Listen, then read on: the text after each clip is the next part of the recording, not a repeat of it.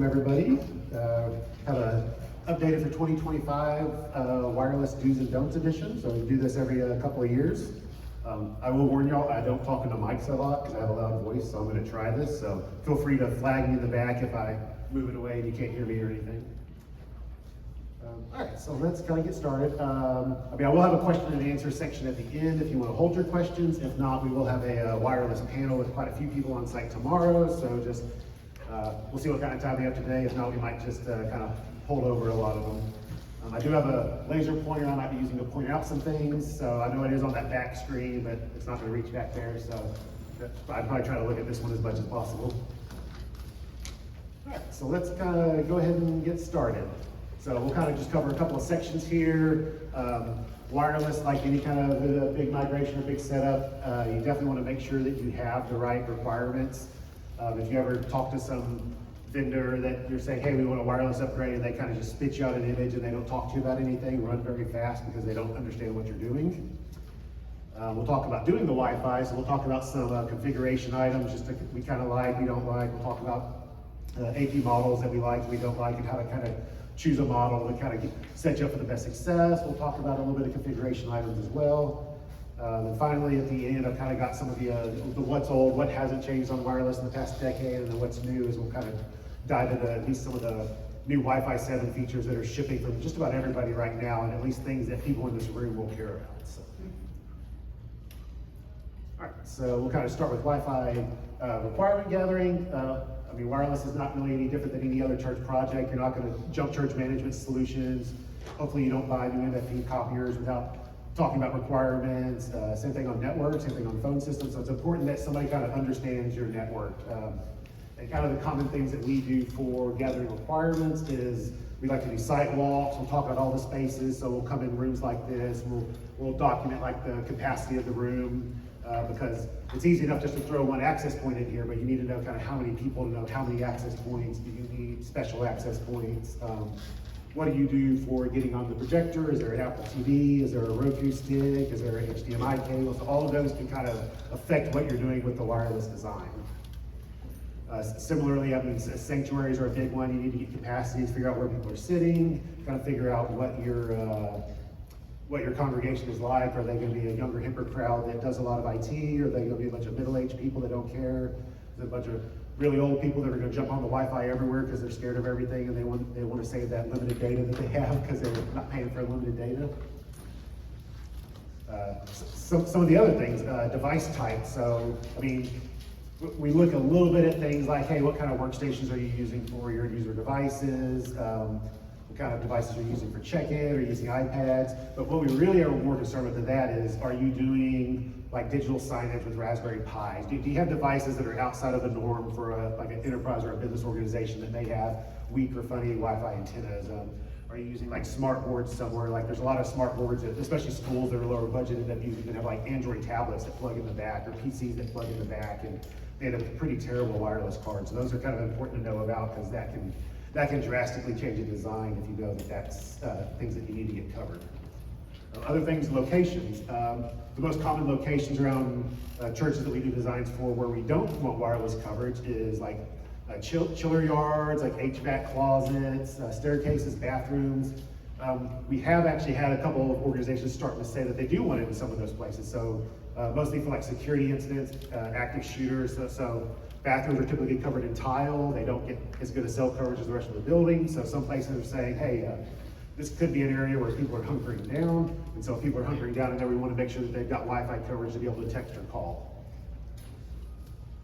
And then kind of the last thing to think about with requirement gathering is usage. Hopefully most of you all are in some kind of a path to having everything in the cloud. So when things are in the cloud, you don't end up with Shelby V5 on site that requires super low latency. You don't have QuickBooks on site that requires low latency. If your traffic is all going out over the internet, the little bit of extra latency in the Wi-Fi really doesn't matter. So you're able to just kind of use the internet and get things to kind of go. All right, so the other thing in requirement gathering, we dig into devices a little bit more.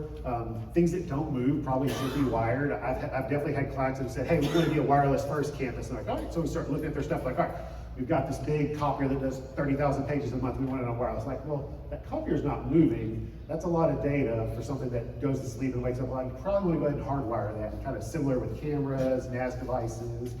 I swear just about every church I walk into ends up with Nest cameras, and those are pretty terrible on Wi-Fi.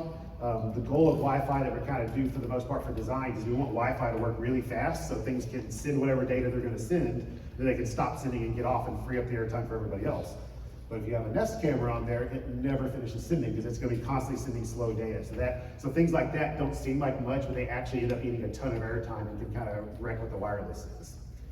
Other example on here is point-to-point like wireless cameras. You'll see in like a production room. So Teradek's kind of the big example, but we've run into quite a few of them. So Teradek's operate in the same frequency as wireless, but they're not using the 802.11 spectrum that wireless uses. So unfortunately what that means is that anytime that they're broadcasting, an access point won't be able to broadcast. So let's say we had a Teradek in here working and we had an access point in here and they were both using the same channel. The process for that access point to send is it's first going to examine the airtime and make sure that there's no energy in it. And so energy could be Bema monitors, the Teradek, wireless clients, other access points. If it detects any of that energy, it stops, it takes a break, and it comes back and checks later. But what happens if you have a Teradek camera that's broadcasting for an hour straight for a service? So kind of here on the next slide, this was a client we had that was out of state that had a Teradek that was wrecking their Sunday services. So you can kind of see this starts at like 8 a.m. in the morning. You can see from 8 a.m. to about 11, that channel utilization was at 100%. The whole time that camera was working, the camera got turned off between services, wireless was fine. During the next service, the camera was turned back on, and that access point was wrecked once again, and it won't do anything. So that's kind of the negatives you look at it, and that's not just picking on Teradek, that's all of that kind of technology where you end up with cameras that you end up with a receiver in the sound booth, and then a camera with a transmitter that kind of goes out around the sanctuary and records things. So most big production places, even if they have mobile cameras, end up using cabling. So we typically kind of push back pretty hard that you probably don't need Teradeks. It's just a convenience thing. But that's another thing to be mindful of is if we're doing designs, we want to make sure we meet with the AV department to figure out how many Teradeks they have, if they have any, and if they're expecting any growth in the next couple of years, because that's something where we end up having to carve out spectrum. So we'll talk about that a little bit later with the channels that wireless has, but basically we end up having to be, I call it RF regulators. We're like, all right, Teradeks, you get these channels, we get these channels for wireless, we get these channels for your little communication between your kick drums and everything, and then just got to make a way for where it kind of organizes all together. All right, keep going. Another big requirement that can drastically change a wireless design is voice. And we'll say this is probably one of the most ignored. Voice would be if you have like a soft phone app on your phone, if you're doing Teams, Google Meet, Zoom, all of those things are considered voice traffic. And kind of the problem with the voice traffic is, well, there's twofold. One is that it won't roam super well. There's, like I said, we'll talk later about the number of channels. There's a lot of channels, but only a small fraction of them you're able to use that you're not sharing with weather radar, military, and that kind of thing. And so only the ones that you have naturally without the sharing does it roam to very well. The other item is QoS. So QoS is quality of service. That's kind of how it breaks down things. And so this is kind of how it says, hey, voice traffic can be a higher requirement. Video gets the next highest requirement, and you kind of get the background and best effort traffic. So the numbers next to the buckets correlate with wireless communication. So we talked earlier about before a client can send, it examines the error, makes sure nothing else is sending. We talked about, if a Teradek sending, it's going to continue to listen and never do anything. But if we assume that that client gets beyond that and it gets to a point where it can send, it's going to examine the error, it's going to say, oh, hey, I can send, and then it's going to generate a random number that it counts down to so it knows when its turn to send is. These numbers at the end right here are the number of buckets that it has that it can count down from. So if there's a voice bucket, it can randomly generate a number between 0 and 7. Video buckets is 0 and 15, and then the other ones are 0 and 31. And so those count down every period of time, 150 microseconds or something crazy small. But one thing to be aware of is if there's only 8 numbers in that bucket, what do you think happens if you have 9 devices that are trying to do a voice call on that? You're going to end up with a ton of collisions. So it's one of those things that you need to make sure that, hey, if you're doing Wi-Fi in an office area where there's a lot of voice over Wi-Fi, need to make sure there's enough channels and enough access points. If there's multiple people on it, they're not just gonna run out of airtime as they just start colliding with each other, just because the way it's designed, it just can't handle a whole bunch. Okay, that's all there. Keep jumping into some more requirement galleries. Talked a little bit about that earlier, capacities for spaces. I mean, like this room has a sign on the wall for 125 people, so we know that unless you want to get in problems with the fire marshals, there's not going to be much more than 125 people. Other things that kind of matter are going to be construction. We worked with a lot of churches that have been around for 50, 75, 100 years or more. Typically how they do it is they started as a small church and then they either start building around themselves or buying around themselves, and what you end up with is 150,000 square feet of space that might be 8 or 12 buildings that were all separate buildings before, and then they had drywall over the walls that used to separate them in the hallways, and so what you end up with is a drywall, a concrete wall, and a drywall that you can't tell if you're looking at it because it looks like a regular drywall. It's not very loud. But when you end up with construction like that, it really kills the wireless, and you put an access point in one room, and there's a good chance you won't get signal in the other room. Some other things that kind of matter are going to be cellular coverage. If I walk into the sanctuary and I can't text my wife and tell her where I'm sitting, I'm probably going to jump on the Wi-Fi to send those kinds of things. So if you know Verizon, T-Mobile, and AT&T are terrible at your church, your wireless capacity is going to need to be higher than a church where those kinds of things are good. Some other things that we talk about is usually events. So we have some churches that host, like the local Christian radio stations will bring concerts to them, bring conferences like this. Obviously, this is probably the biggest event that actually uses Wi-Fi. I mean, Sunday morning Wi-Fi is not going to get hammered that hard. I mean, maybe if you host a concert, it might be if a bunch of people are shooting pictures and doing videos, and it kind of just starts uploading to a Dropbox or OneDrive or Google or whatever they have in the background to back the data up to. It'll use it, but just regular usage isn't as much at those other events. Then we've got kind of your Sunday school, your Bible study classroom usage. I mean, during COVID, we ended up with a lot of Teams and Zoom rooms and doing that kind of thing. It's important to know how those are used. Are they set up for an actual room like this where, I guess they don't have a camera. I know some of the other meeting spaces had like camera set up to be a room, so that would be what broadcasts. I've gone to churches where we're doing designs like, oh yeah, here's our Bible study room, 30 people sit in here. 30 people pull out their laptops and put them in their lap, and they all jump on a Zoom meeting. And I'm just like, wow, that seems like a terrible experience, but that's also going to be a much more difficult wireless experience. So just another important thing to do. Kind of lastly, just what and where to cover, kind of like what we talked about. Okay, we'll jump into just some of the more decision-making processes in doing the wireless. So we'll kind of talk about management planes. So that the important thing to do this is we think at this point is it's 2025. You really shouldn't have a management plane that's not in the cloud. You really, unless you have a super good reason, you shouldn't be doing controllers on site, because that's a single point of failure, and that doesn't really give you many features or functions over what you can get in the cloud. Like I mentioned earlier, the Wi-Fi 7 APs kind of just started shipping. So that's another one is, are you looking for cutting edge access points, or are you go ahead and order the things that have been shipping for 3 or 6 months, or are you gonna stick to the last generation that'll be a bit more stable, but you'll get a shorter life out of before their end of life? And then finally, kind of switches are getting to be more important. So if you don't know as much about Wi-Fi, historically there's been 2 bands that you worked in. It was a 2.4 gigahertz band and a 5 gigahertz band. And we've used those since the late, or I guess 2.4 since the late 90s, and the 5 gig since the early 2000s. I mean, those have been around for 20 years or more.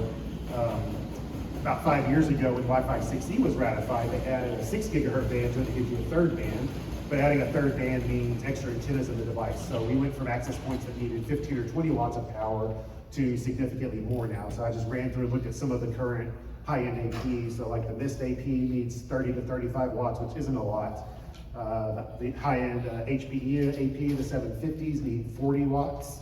And the Ubiquiti E7 Enterprises need almost 50 watts. So I mean, we've almost doubled the power in just a couple of years, and so it's important to have switches that can deliver power. We typically try to avoid using injectors, so if you have switches that can't handle the power, odds are you probably didn't buy those recently, you probably bought them a long time ago. So the preference is to not add injectors to those, but to buy proper switches that will give you enough throughput as well as the proper power for powering your access points. Uplinks are a big deal. So now that we have 3 bands on the Wi-Fi, you'll start getting to a point where you might get 200 to 300 megabits on the 5 gigs. You might get 600 to 900 megabits on the 6 gig radio. So then you've got clients for that. If you add those together, you end up getting over 1 gig. So at least all of our new deployments we're shooting to have access points that plug into at least multi-gigabit switch ports, and as well as making sure that our uplinks have more than 1 gig, because we don't want one client basically saturating an uplink or saturating an AP link. Another thing on uplinks is if you've got some existing OM3, OM4 multi-mode fiber, which is supposed to be the aqua color unless somebody was going to Amazon and buying fun colors to mix things up. But if you've got that, there's a good chance you can get 10 gigs unless it's a super far run. But if we're running anything at this point, we're only running single mode fiber. The cost difference between it and multi-mode is nothing, and it'll give you way more performance and way more range, and it's just all around better. So don't run multi-mode anymore. Finally, kind of the last one on there is network design. I talked earlier about churches were expanding, they buy buildings.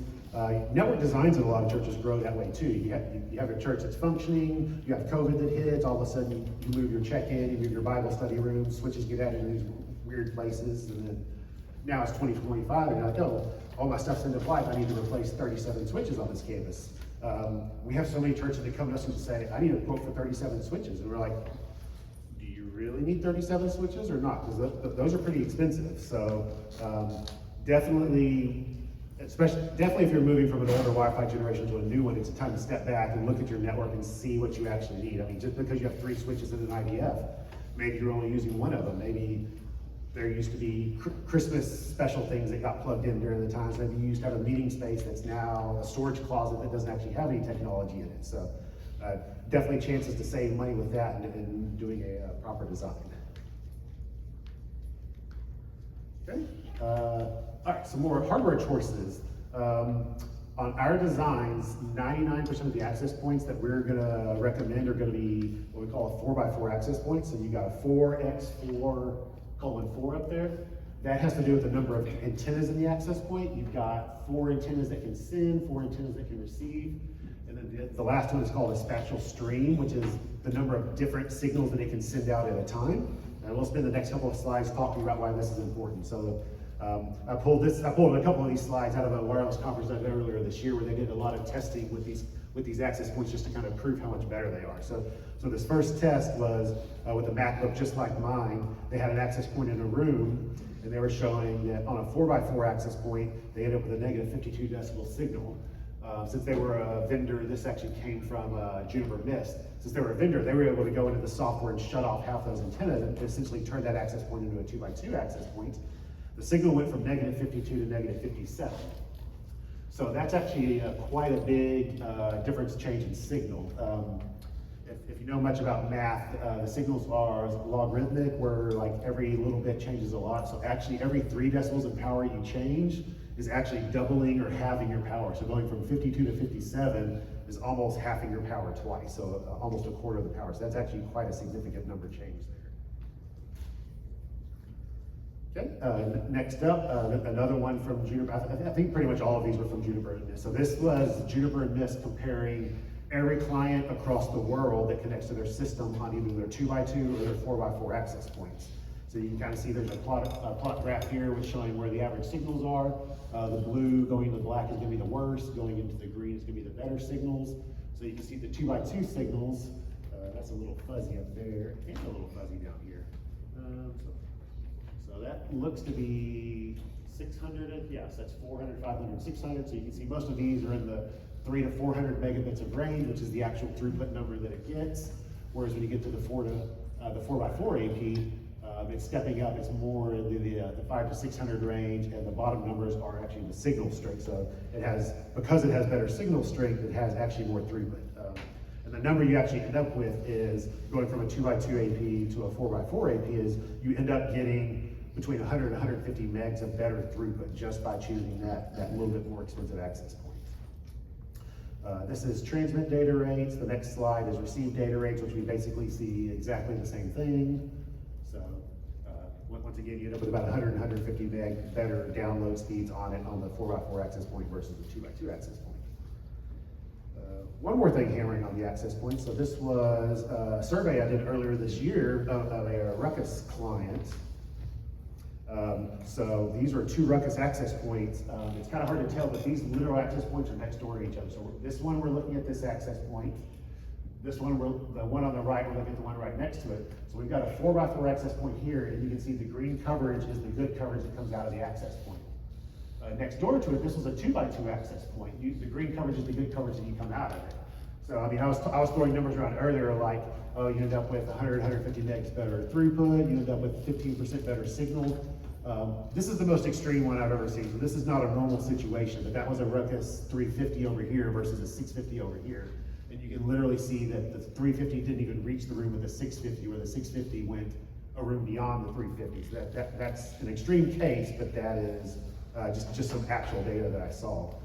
Is Steven here at Crossing? I don't know if he is or not. That was his church, but so why does it work that way? Well, I mentioned earlier that on the numbers, you've got the 4x4:4, that last 4 is the spatial stream, so that's the number of different signals the access point can send out.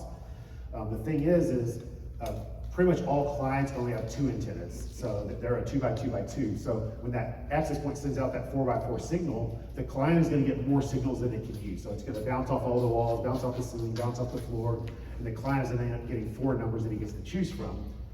Since it's got extra numbers that it doesn't need, it gets to automatically discard the ones that are bad. So if it bounces off a little wall funny and bounces off a metal wall and it reflects weird and ends up with a bad signal, on a 4x4 AP, that client can actually throw that signal away and not end up using it. So it's going to end up getting significantly better because of that. Okay. Next up, cabling. Cabling is kind of a big deal here as we move forward to access points. Always be looking ahead on cabling. Cabling is not something that lasts forever. We typically say it's a 15 to 20 year investment. If you've got a lot of rodents in your attics, it may not last quite that long. Another thing is every switch replacement that we do, we buy new patch cables unless they have been recently replaced. You never know what engineer was kinking them or doing jump rope with them and just degrading them to a point where they're gonna have poor performance.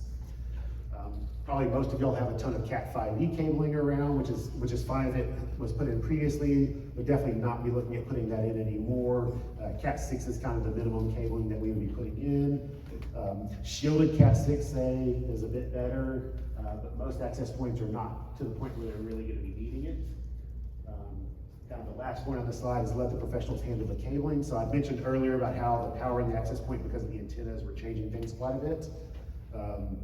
What that changes is the power draw. Well, anything that draws more power is going to put out more heat. So all the big cabling vendors, you go to Bell vendor, you go to anybody, they're putting out charts now that tell you however many access points you're running in the cabling. You don't want to bundle more than X number of cables together. So for example, they say, hey, if you're running this cable through a plenum space that doesn't have air conditioning on it, you might only be able to bundle 2 cables together before you can get too much heat and can cause degradation in the cable. They always say there's a risk of fire. I haven't seen a fire before, but that's one thing that they say to scare people at least. But that's a reason that the shielded cable is kind of good, because the shielded cable has a little bit better heat dissipation. It lets you run more cables together. It's also almost double the cost, so we end up with most clients not willing to do that for the extra cost, where they just run cables separately and keep them on separate J-hooks, and if they end up having that many of them there. Okay, that's it for there. Now we'll talk about some configuration items. So we've got kind of security. We've got PSKs versus 802.1x. I'll say that 90% of our deployments end up being pre-shared keys. We're doing a lot of, pretty much all of our deployments we're deploying at WPA3. So WPA3 is going to be the newest encryption standard. It started in 2018 or 19. It is kind of designed to be backward compatible with WPA2, but that requires clients to update, or not clients, it requires vendors to have updated their drivers, and a lot of vendors did not update drivers for it. So if you got clients from probably 2018 or older, there's a good chance they're not going to work with WPA3. WPA3 is required for the 6 gigahertz band that I was talking about earlier, so and it also has some other performance increases just on the backside, so if you really want to use it. So what we end up doing most of the time is we'll end up with a Crossroads SSID, Crossroads Secure or whatever, then we'll end up with like a Crossroads Legacy. So the regular one will be WPA3 and the Legacy will be WPA2. A lot of vendors do have transition mode where if you try to connect to a WPA3 one and you fail, it'll try to force you over to a WPA2 network. We've just seen too many clients have issues with that. If you do a secure network that's WPA3 and a legacy network that's WPA2, all your clients are going to connect to one of those always, whereas if you have a transition mode, clients are going to be quirky and may connect sometimes and just may error out other times. 802.1x was really big for the longest time when we had a lot of infrastructure on site and virtualized servers, because you spin up a certificate server or a radiant server, it doesn't really cost you anything else. Now that everything's going to the cloud, that has a cost, so we really don't see a whole lot of that. But that's really a bit just how tolerant is your organization to risks. The main thing that kind of mitigates is like a man-in-the-middle attack with like a pre-shared key. Somebody can spin up a network the same name as yours. One of your clients could accidentally connect to it and they can just take over all the traffic and kind of see what's going on with it. Some other things for configurations, just separating out the traffic and the users. Pretty much every vendor is going to tell you that they recommend their traffic being on a guest or a management network and your users being on a separate network. If you have CVEs or exploits that come out, keeping those things separated means that when a CVE drops, you're not panicking, patching on the same day. You've got some time to deal with it. Guest networks, we typically isolate all clients. We don't want people airdropping from one phone to another on a guest network just to protect all the people. You can imagine how bad that would get. And then kind of finally on here, proprietary algorithms. We've just been really not a fan of proprietary algorithms, so you end up with things like Aruba client match, or Ruckus has some of the auto cell sizing. The problem with those is if you design a network for those and you use those, we're loading firmware updates every couple of months when they release them, because they don't tell you when they change those algorithms. So you might have something that's been working great for 3 years, and you load a firmware update, and all of a sudden they change the algorithm and didn't tell you, and you basically have to go back and kind of redesign things. So my statement is I typically say, don't try to do something with the software that you can do with the hardware and the design, because most of those things, if you design it properly, you can leave them turned off and they won't actually affect you. Okay. All there. We've got kind of some live designs that we kind of worked through in the past many years. So installing access points. Access points are designed just like the one right there in the middle of the room. They're designed to be on the ceiling with the dome down. Now, depending on what vendor you use, it may make more or less of a difference. So this was a hallway at a church. This was a Ruckus AP on the top of the screen. This is the Ruckus AP actually mounted on the wall. So it's mounted on the wall kind of facing out, whereas the bottom one is the Ruckus APs on the ceiling mounted down. So if you look at the top screen, the rooms behind the AP are getting very little coverage. This is a different program than what I had in the screenshots earlier, but it's still kind of similar. The green signal is good. If you get the yellow and orange, it's not bad. If you have a gray, then it's not a usable signal for Wi-Fi. So literally by mounting that Ruckus AP on the walls of the ceiling, you cover half of the rooms that you were covering the other way. And this is very vendor dependent, so that's important just for you to know if somebody's helping you with the design, what hardware they're using and why. So if I were to help a church do a design and I designed them using these Ruckus APs, or if I designed them doing Aruba APs and they switch to Ruckus, here on the next slide, we'll look and see, here's an Aruba AP in the exact same situation. The Aruba AP's antennas are different. So when you put this one on the wall, you still end up getting quite a bit of coverage out of it. It's not quite as good as the one down below, but it is still usable. So not only on the design, but that's also when it goes down to replace things. Probably every church in here has had Ruckus APs at one time, and you just saw how bad the signal was going from behind them. So if you switch vendors, it actually should get better for you in most places. Okay. Next up, we'll talk about just kind of where to put the APs. Kind of the best place to put access points is going to be near the users. So here, this was a private school near us where they had access points out in the hallway. And hopefully this board doesn't get super bright, so it's kind of hard to see, but you've got a couple rounds of greens. You've got like a dark green right here, you've got kind of a lighter green right here, then you get into the yellow.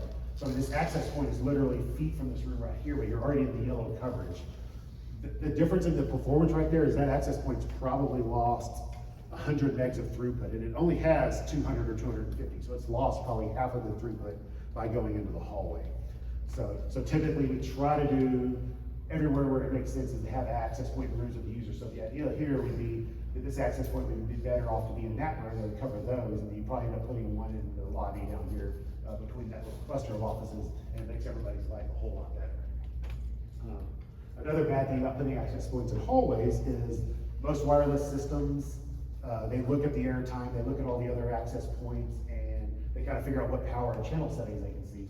If you have two access points in the hallway that can really see each other, they're gonna say, we've got a lot of access points. I need to turn my power down so that I'm not talking over the access point. So if they kind of end up in the hallways, you end up with a system that's got probably way lower power than it should need. And once again, if these access points start turning the power down even lower, you're gonna start ending up with more spaces that probably should have coverage, but they're not going to have coverage. All right, and next up we'll kind of look at sanctuaries. Sanctuaries are the hardest places in churches to get coverage. You end up with a big room. I mean, I don't know the capacity of the Crossroads one in here. It's probably 3,000 to 4,000 people. If you threw one access point in the middle of the sanctuary on the ceiling, your whole room is going to be green on the signal. You're going to have signal everywhere. The problem is that how many people is that one access point going to be able to handle? Not a whole lot. The kind of the big things in sanctuaries that we're worried about is we want roaming to work well. If you don't have access points roaming well, you end up with access points close to the doors, and you may have a dozen access points in a sanctuary, but after the people come in, they stay connected to that access point they were already connected to. You end up with a bunch of access points literally doing nothing. This is vendor algorithm information for how clients roam, which will be important to talk about how we get them to move from one access point to another. The Apple one gets updated regularly and is dynamite. Apple does hardware and software so they can control that. Samsung kind of does software, does hardware, so they've got a little bit of one. Nobody else posts anything. I mean, Microsoft can't do it. I mean, Microsoft works on drivers and Windows software, then you've got Broadcom, Intel, and everybody else that does the hardware. And so between those, they literally can't post this. So what are kind of some of the important things from the Apple algorithm? So this has a preferential treatment. So Wi-Fi 7 is over 6, 6 is over 5, 5 is over 4. So what this means is if we end up with an access point in that room that's a Wi-Fi 4, an access point in this room that's Wi-Fi 7, Apple clients for sure will just ignore that access point. You will end up with 0 clients on that access point. So that's an important just discussion point in your design, that if you're not able to replace all your access points at one time, certain portions of your building need to be the same generation. And sure, if you have separate buildings, one building could be Wi-Fi 4, another building could be Wi-Fi 6, another building could be Wi-Fi 7, but you don't want to mix and match those all in the same place because you'll end up with weird roaming issues and clients not connecting. Kind of the other tab here that I pulled out of it is it's a roaming triggered threshold. So these are Apple devices. This is the signal strength they actually have to get before they will roam. And here kind of on the next screen, we'll kind of dig in and see why that's important. So if you have an Apple MacBook, it has a really high signal that requires you to roam at -75. Apple just assumes that you're going to use this on a desk or close it, move it to another desk and open it up. They don't assume you're going to walk around and hold it on your arm and use it.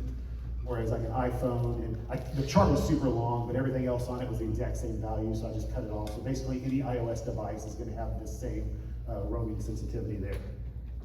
So here's a design we're actually kind of working on for Seacoast for one of their satellite campuses that we're opening. So this is a new Juniper Mist AP. This is kind of like a vaulted angled ceiling with a bunch of wood in the middle. They wouldn't let us mount anything in there, so we would have to put them on the edges. So there's an access point. So this signal is just from this access point right here. If we come up here and look at the colors, we can see green goes to 65, orange goes to -70.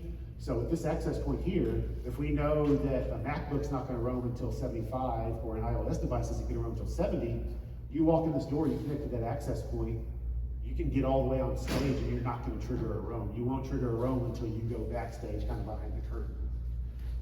So kind of one of the best ways to kind of solve this is certain access point vendors are starting to do internal directional antennas. You can kind of think of that more like a flashlight than a light bulb. So an omnidirectional AP is going to shoot signal out everywhere like a light bulb, whereas a directional AP is going to send a signal out like a flashlight. It'll just aim it a bit better. So here we've got, this is another new AP from Aruba Mist. It's a 36M, which has a directional antenna built in. So you can kind of see it doesn't cover as much of the room. It's that the green good signal stops right here in the middle. The yellow kind of gets over here. So we can see if somebody walks into this room, they're going to connect to that access point. But probably once they cross over somewhere right here, that device is going to say, hey, my signal is weak. I'm going to look for somebody to roam to. And depending on if they're a little north or a little south, it'll jump to one of these access points automatically. And so that's kind of how you force it to do that. At this point, most vendors have some kind of directional access point. Mist obviously does, we talked about it here. HPE has those, Cisco Meraki has those, and even Unify has those, where they've got kind of some directional model. Now they are hard to do a design for if you don't actually have a design software like this. If you're just trying to deploy them at your church, it would take a lot of estimated guessing to kind of figure out where they work and where they don't. All right, we'll kind of run through some more pictures. So this was the Seacoast Church we were talking about. That picture turned out horrible. So this was about a 3,800 seat sanctuary. You kind of see we've got a row of access points kind of along there. We've got a row of access points along here. A row of access points along the stage, and even one kind of directly above the stage. When you look at it at this, you see green everywhere, and Wi-Fi design green is good, so that means you've got coverage everywhere. But if we kind of break in and bring it down, these are, here's a little better zoomed in one. As we keep going, so we'll see individual access points. So these access points were not the built-in directionals, these were previous generations, so we actually had to put external antennas on them. This is actually probably the same antennas that they have in the Crossroads Sanctuary and in the lobby. So if you look up, you'll see black flat antennas with white access points kind of on the backside of it. You can see this access point is mounted like 20 feet up in the air. It's aimed at these seats. And once again, you only get coverage in 2 sections, maybe 2.5 sections. So if somebody walks into the sanctuary over here, they come down the stairs, they get on this access point, they visit with somebody in the booth, and they get out and kind of start walking to the front of the stage. I mean, once they get here, their device is going to force them to jump off of that access point. So you end up with access points with diverse coverage and kind of forcing clients to be at different places. Kind of similar, here's another one. This one's mounted much closer to the people, because obviously as the stadium seating goes up at the back of the sanctuary, you get closer to the ceiling. So this access point's only like 10 feet up. And you can kind of see how as you get closer, that signal gets to be a little bit less. Where if you're further out, even though it's the same antenna, that one covers a bit more just because it's further from the clients.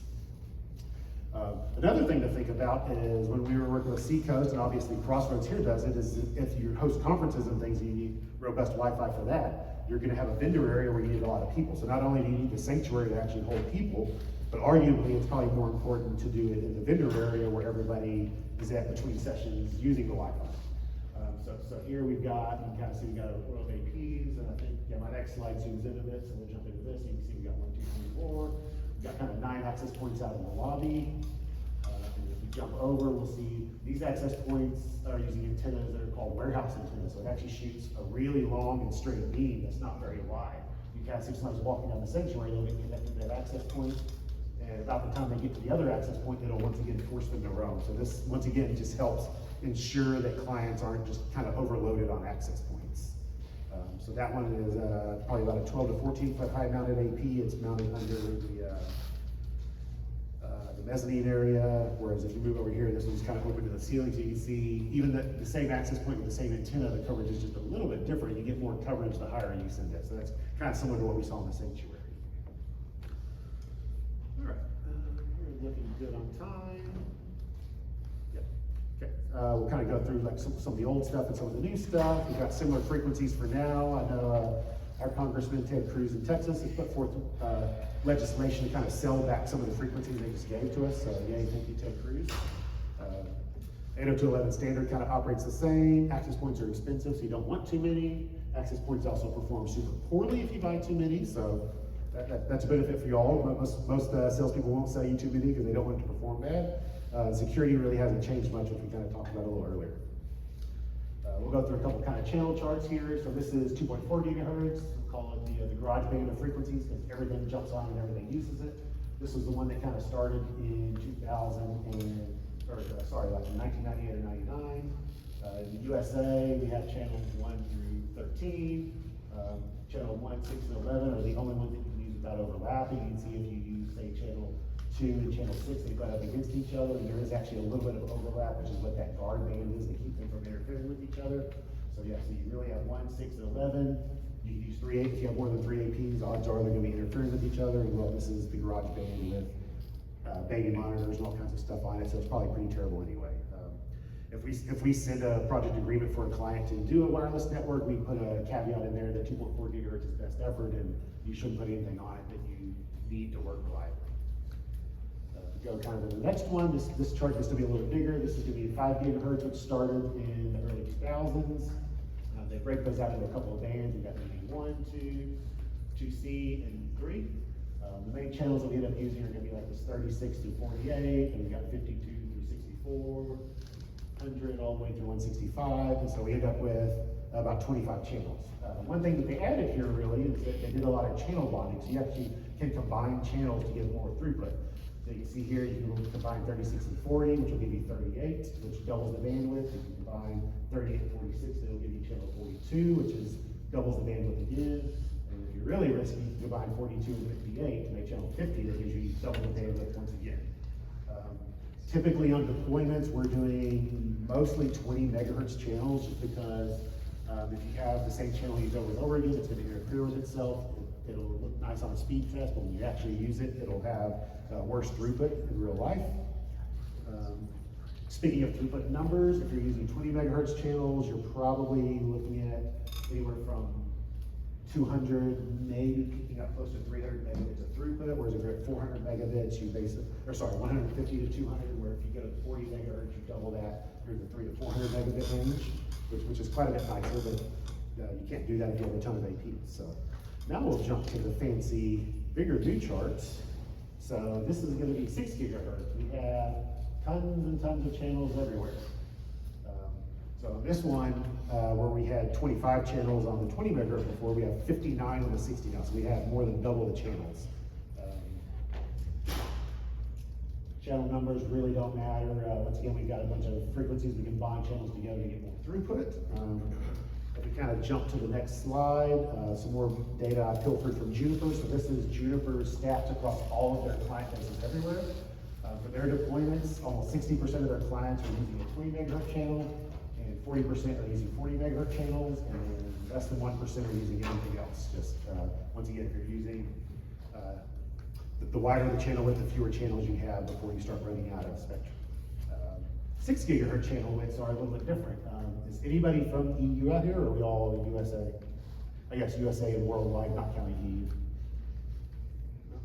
Good. So we have more channels, at least until legislation finishes, if they take those from us. So most places in the world are using 80 megahertz channels on 6 gig, with the remainder picking up a little bit of 40 and 20. Unless you're in Europe, you have half the channels as us. But the nice thing about that is that if you're using an 80 megahertz channel on 6 gigahertz, you're ended up getting 600 to 900 megs of actual raw throughput. So those are some really good numbers. All right, we'll jump into talking about Wi-Fi 7 for a couple of slides, and then we'll wrap up. So if you go to your favorite AI and say, hey, Wi-Fi 7's out, what are the cool new things? It's going to give you a list of 20 or 30 features that you don't care about any of. So I think I put 4 or 5 here that actually matter to churches. Kind of the first one is called preamble puncturing. So what this does is, if you deploy a nice new 6 gigahertz network and your mean AV department deploys some 6 gigahertz teradecks, the system is actually smart enough to know that, hey, it sees that teradeck right here. So here's kind of like what a, so here's like the channel that you're using for the wireless. This is the interface to the teradeck. So the system will be smart enough to know that, hey, I'm going to puncture this channel. I'm going to let that interference run on its own, and I'm going to be able to use the channels kind of around it. So we no longer have to worry as much about, hey, a teradeck's coming in and turns on, and multiple channels that are going aren't going to work. Another thing I'm going to call out on these is what has to support this. Sometimes when wireless comes out with new things, they say it's optional. And if we know anybody in the world that's kind of lazy, if it's optional, you're not going to deploy it. So you end up with clients that never do things. Client doesn't matter on this one, and all infrastructure will support it. So it's a thing that when you get Wi-Fi 7 APs, you will just have this, and it'll just work. The next one is called multi-link operation, or MLO for short. And what this is going to do is actually let your clients talk on 2 frequencies at the same time. So your client can talk on 2.4 and 5, 5 and 6, or 6 and 2.4. We did a lot of testing with this at a wireless conference earlier this year, and kind of the real world benefits of this is it really helps roaming. So if you're on a 5 gig or 6 gig signal and you get to the edge of where the signal is, you're going to go roam. If it's already got a connection on another band that it can send traffic over, you're going to have basically hitless roaming running on this. That's really nice for kind of the church space. The other thing that a lot of people are touting, that I don't know if it'll apply to this space so much, was new technologies that need control of data traffic, and usually they're talking about augmented reality and that kind of stuff. So you think a headset that has one band for throughput that goes really fast, and then you have another band for control traffic that just, if you're playing games or something on it, it'll kind of control that.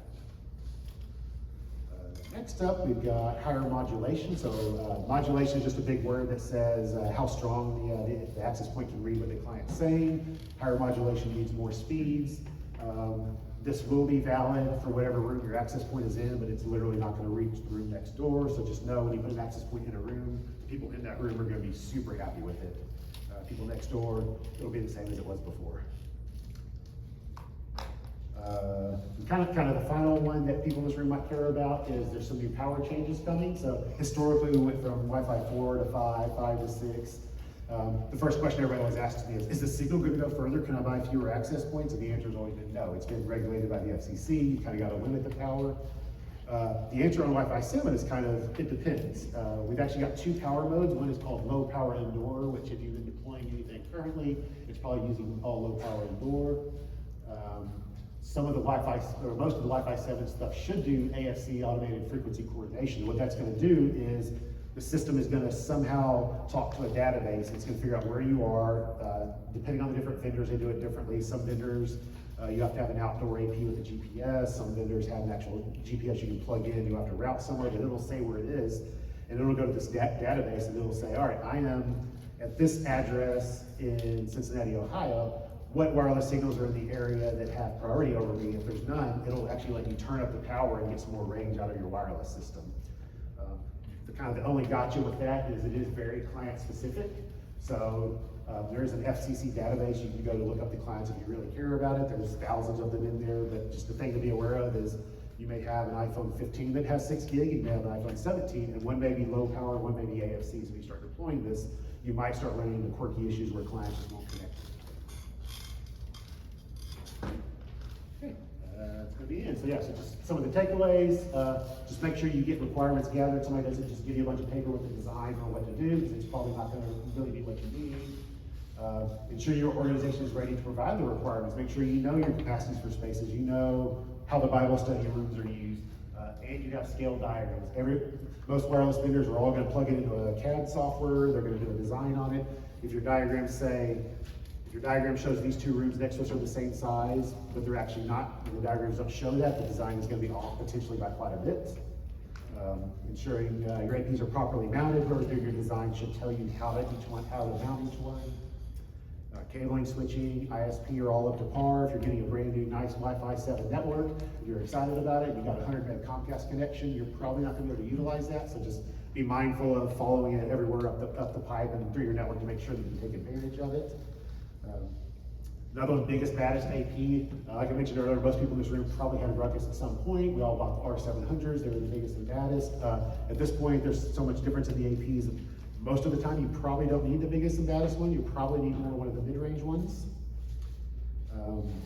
We still see, next one is on your switches. And that was kind of leading into the section earlier where we were talking about network designs and how churches grow organically and just throw switches in random places. And the next thing you know, you've got 37 switches in a board with 20,000 square feet of space. So before you start doing any of this, it's a good thing to take inventory and figure out what you need and what you don't need. Too many APs is just as bad, if not worse, than not enough. So think about it like the cords. You don't want too hot cords, you don't want it too cold, you want it just right to work. And then purchasing business grade clients will typically come with better Wi-Fi cards than if you go buy like $99 Best Buy specials for like Black Friday sales. So just purchase good things. All right, questions?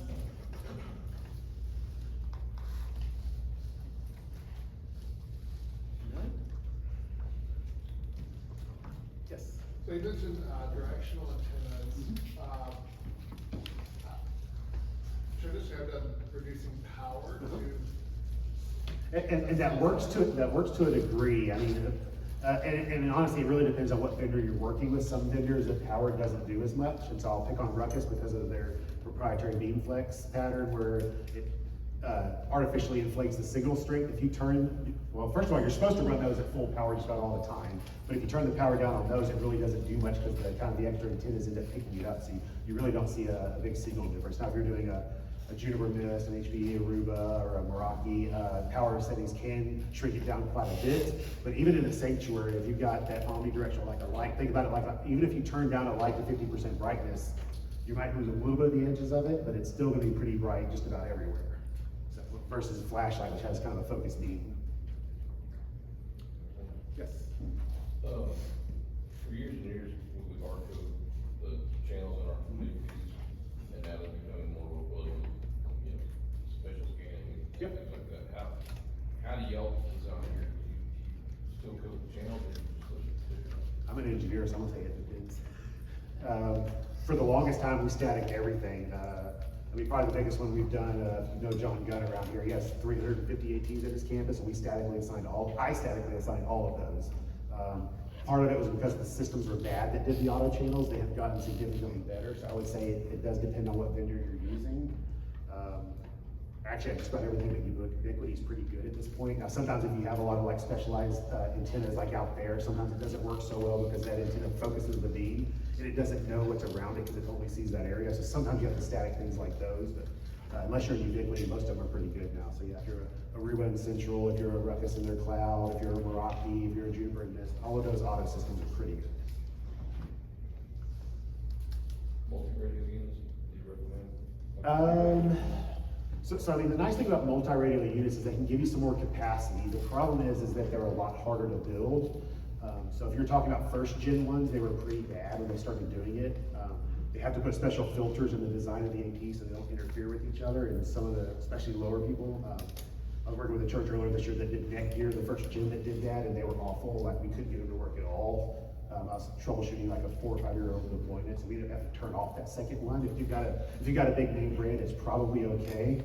But if we go way back to our channel chart, you're going to get an area. So usually that's 5 gig where that operates in. But if you do that, typically one of your radio can only use these channels, and the other radio can only use these channels. So as long as the software knows that and keeps them separated, it's usually not a big deal. But depending on how many APs you use, you've only got 9 channels right there. So if you have more than 9 APs in a room doing that, you're automatically going to be interfering with yourself. So you just kind of have to be aware of what it's doing and how it's handling it. Yes? How would you recommend PoE injectors?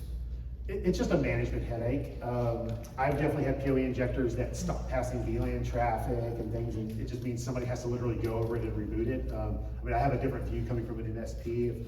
If we have a client that has that issue, we have to roll the truck and somebody gets there. It's not quite as big of a deal if you're on staff at a church, but it's still annoying. Like, hey, I'm on vacation. Wireless is down in the children's building. Hey, can somebody go climb on the roof over there, go 3 tiles over and 2 tiles over, and then unplug the injector, count to 5, and plug it back in? I mean, you just don't want to do that. You want to hit a switch and just tell it to reboot if it's having issues. So.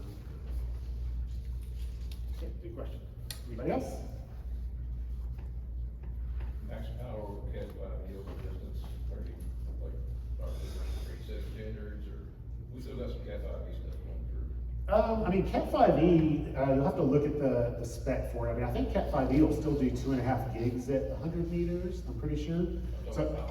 So power is gonna be, yeah, I mean, you're gonna start running into power issues on that. You'll have to look at the spec. And the weird thing is it's not just a Cat 5e spec or a 6 spec or a 6a spec.